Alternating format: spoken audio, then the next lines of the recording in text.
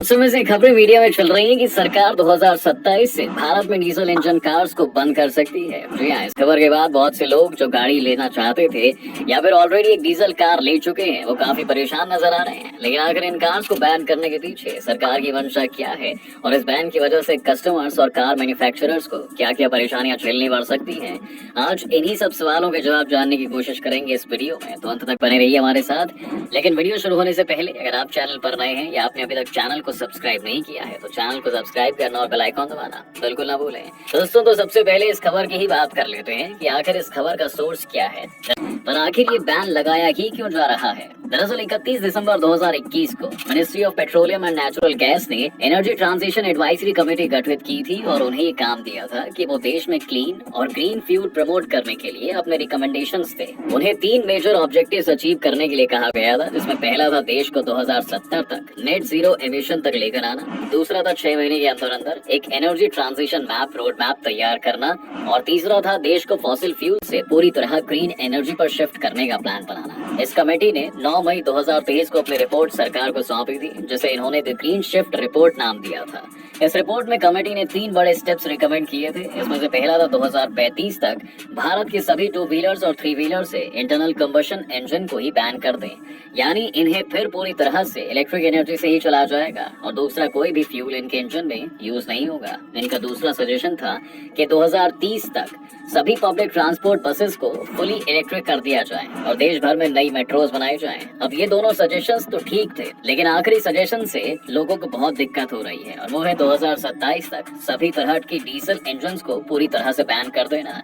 इसके पीछे उनका तर्क ये है कि डीजल बाकी किसी भी फ्यूल के मुकाबले में ज्यादा पॉल्यूशन क्रिएट करता है और साथ ही इसमें PM 2.5 पार्टिकल्स की संख्या भी बहुत ज्यादा होती है। इनके लॉन्ग टर्म एक्सपोजर से लोगों के अंदर heart diseases, asthma, lung diseases और प्रीमेच्योर डेथ्स जैसी समस्याएं भी खड़ी हो सकती हैं। लेकिन डीजल कार्स को यूं ही बंद कर देना इतना आसान नहीं है, क्योंकि 2021 से 22 में बिकने वाली 20% गाड़ियां डीजल बेस्ड इंजन पर ही चलती थी और इस रिकमेंडेशन से पहले सरकार ने सिटीजन्स को यह बताया ही नहीं कि वो डीजल इंजन पर कार्रवाई करने की सोच रहे हैं और इससे एक बहुत बड़ी प्रॉब्लम खड़ी हो गई है। टेक्निकली अगर कोई इंसान एक गाड़ी खरीदता है तो अगले 15 साल तक लीगली वो उसे चला सकता है, लेकिन अगर 2027 में ये बैन इम्प्लीमेंट हो जाता है तो ये कंज्यूमर राइट्स का बहुत बड़ा वायलेशन होगा। इसके साथ दिक्कत ये भी है कि बैन के बाद आपकी कार की रीसेल वैल्यू भी 0 हो जाएगी, जिस वजह से जो पैसा आपने अपनी कार पर लगाया है वो सब बर्बाद हो जाएगा। इससे गाड़ी बनाने वाली कंपनीज को भी काफी नुकसान होने वाला है। पिछले कुछ वक्त में सरकार ने 3 ऐसी बड़ी घोषणाएं की हैं दोस्तों, जिससे कि कार मेकर्स को बहुत सारा पैसा खर्च करना पड़ा है। जी हाँ, इसमें सबसे पहला था अप्रैल 2023 से लागू हुआ BS6 phase 2। BS6 phase 2 basically एक सेट ऑफ रूल्स है जो कहते हैं कि अब गाड़ियों के अंदर एक रियल टाइम एमिशन ट्रैकर लगाया जाएगा, जिससे कि रियल टाइम में मेजर किया जा सके कि कौन सी गाड़ी कितना पॉल्यूशन कर रही है। इसके साथ ही अब गाड़ियों के इंजन में फ्यूल इंजेक्शन टेक्नोलॉजी का इस्तेमाल भी मैंडेटरी कर दिया गया है, ताकि फ्यूल को ज्यादा एफिशिएंटली यूज किया जा सके। इन सभी चेंजेस को इम्प्लीमेंट करने के लिए कंपनीज को लगभग अपनी सभी गाड़ियों के इंजन रीडिजाइन करने पड़ेंगे, जिसमें बहुत सा खर्चा भी आया था। BS6 फेज 2 के लागू होने से 17 ऐसी गाड़ियां थी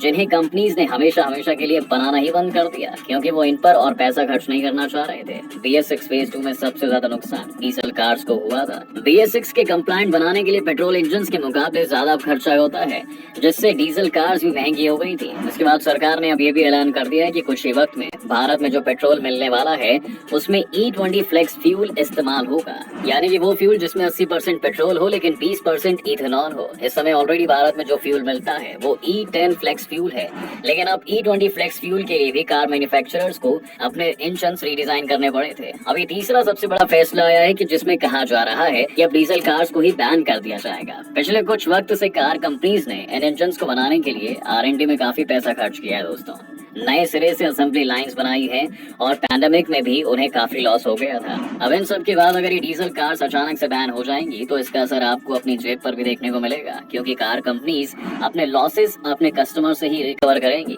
पर इस समय इस डीजल बैन को टालना भी बहुत मुश्किल है, क्योंकि अमेरिका और यूरोप जैसी जगहों पर भी इन इंजन को बैन करने की प्रक्रिया शुरू हो गई है। हालांकि वहाँ पर लोगों को इतनी परेशानी नहीं आएगी जितनी भारत में आएगी। EU ने ये प्रपोज किया है कि वो 2035 तक अपनी डीजल कार्स को बैन कर देंगे, जिसका मतलब है कि वहाँ के लोगों के पास अभी भी करीब 12 से 13 साल का समय है। वहीं अमेरिका ने तो अप्रैल 2021 में ही ऐलान कर दिया था कि वह 2030 में डीजल कार्स को बैन करने जा रहे हैं, इसलिए वहाँ के लोगों के पास भी इलेक्ट्रिक व्हीकल्स की तरफ ट्रांजिशन करने के लिए काफी समय है। लेकिन बात सिर्फ इतनी भी नहीं है दोस्तों, क्योंकि भारत और यूरोप में ये फर्क है कि जहाँ अमेरिका और यूरोप में इलेक्ट्रिक व्हीकल्स के लिए इंफ्रास्ट्रक्चर ऑलरेडी स्ट्रॉन्ग है और वहाँ पर चार्जिंग स्टेशन से लेकर सब तरह की सर्विसेज अवेलेबल करा दी गई हैं, वहीं भारत में ईवी इंफ्रास्ट्रक्चर को अभी अपने पैर जमाने के लिए कुछ और वक्त भी चाहिए।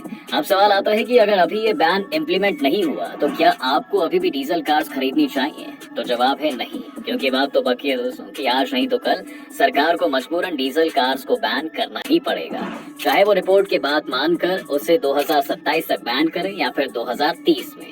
बैन होते ही आपकी कार की रीसेल वैल्यू तो जीरो होगी ही, साथ ही आप उसे अपने लिए भी इस्तेमाल नहीं कर पाएंगे। ये भी एक वजह है कि मारुति सुजुकी ने 2020 से ही अपनी डीजल कार्स की प्रोडक्शन को पूरी तरह से बंद कर दिया था और अब Hyundai ने भी ऐसा ही कुछ करने का प्लान बनाया है और वो शायद इस साल के अंत तक डीजल कार्स की प्रोडक्शन को बिल्कुल ही खत्म कर देंगे।